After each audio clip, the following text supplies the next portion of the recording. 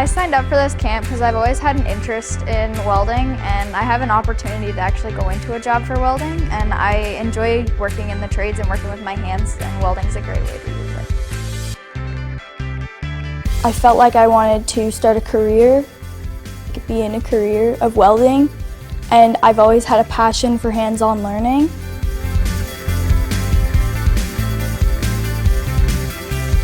In grade 7, they're already thinking about their future and deciding what courses they're going to take in high school, and we hope that they're going to move into some trades and experiential learning in this regard. It's all about getting people into the trades, getting them to understand what it's like to do this, and do it in a safe environment. And if we can instill that information into them now when they're young, when they get into the workforce, they know what to ask, they know what to look for, they understand what PPE needs to be used, what safety regulations need to be followed, so that they can do that trade for a long time in a safe manner. I learned that you should always wear a welding helmet and safety goggles when you weld, and you should wear a shop coat and steel boots.